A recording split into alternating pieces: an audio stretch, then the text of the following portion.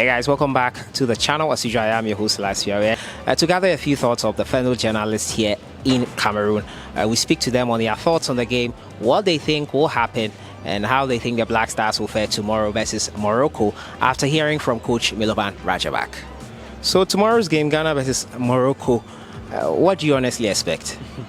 Well, I think it will be an interesting game. It will be a tough game for both teams. Ghana coming into this game, having played that international friendly with Algeria, which they lost by 3-0, has left people dejected and wondering if this Black Stars will be able to do well in this year's tournament. But after listening to Coach Milovan Rajabak and Andrea, you talk about the fact that that result is behind them and they are looking forward to doing very well at this tournament. It makes me want to believe that yes, that defeat, a lot were learned from that defeat, and that they've been able to correct their mistakes going into the game against Morocco. Notwithstanding, we played against Morocco under CK Akona, a game we lost by a goal to nil. Their coach Vahid is a tournament coach. He knows how to play tournaments very, very well.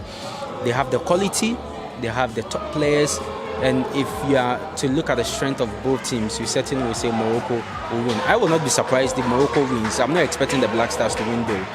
But I mean, yes, there's a tournament and anything can happen. It's what you do on the day if you do very well in terms of your tactics, you can't get something out of the game. But if I'm to be very objective, putting my patriotism aside, I think that Morocco will edge it. Maybe a draw will be a good result for Ghana. Morocco confirmed that they have some positive COVID cases that have disrupted their preparation for this game. And Milo said quite the opposite for Ghana, meaning that the Black Stars must have some advantage, don't you think?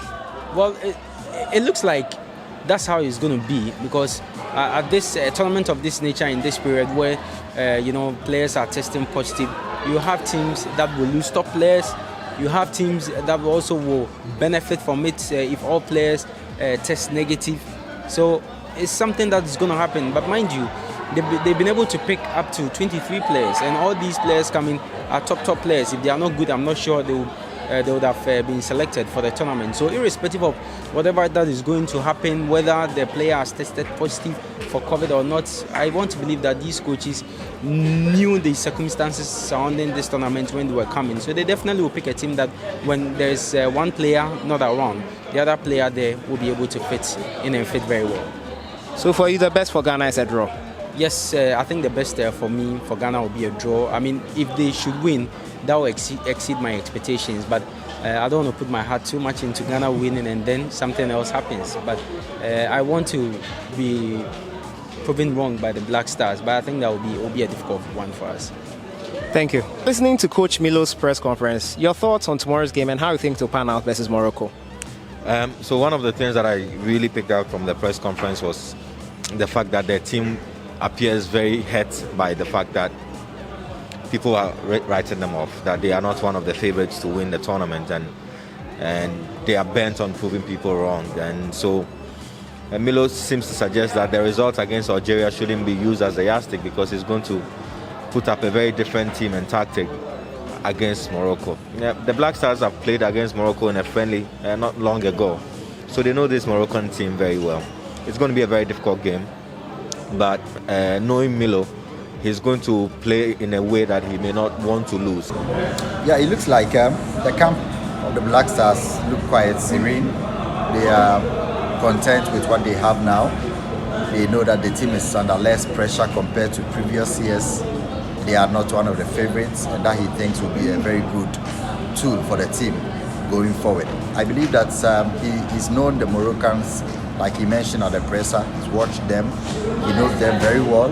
His team is in full shape now. There's no COVID situation. I think Ghana is in the best of forms, the best of environments and situations going into this first game. No controversies for the first time in many years, even though we don't have the right kind of quality. But I think that Coach Milovan Rajabak, like he's always been a quick fixer, will be able to get a very respectable score tomorrow. Not necessarily to maybe whip Morocco, but even a draw against the Moroccans will be a very good scoreline and a booster for the Black Stars. But I think that they are in a very good shape going into the game. Does that count in any way? Even if a coach one player is out of the team with COVID, it takes something out of the team because you cannot rely on them.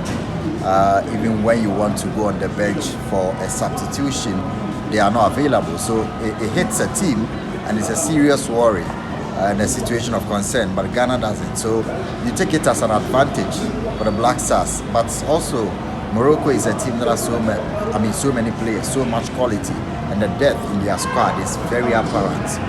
You can count on so many players, even those who play in the local league. So it wouldn't be out of place to say that their advantage goes to the Black Stars, but also gives another player in the Moroccan team the opportunity to exhibit what they've got. So I don't think that it's going to be a very big worry for the Moroccans to get players to replace those who are injured or those who are out due to COVID. But nonetheless, that's an advantage to the Black Stars.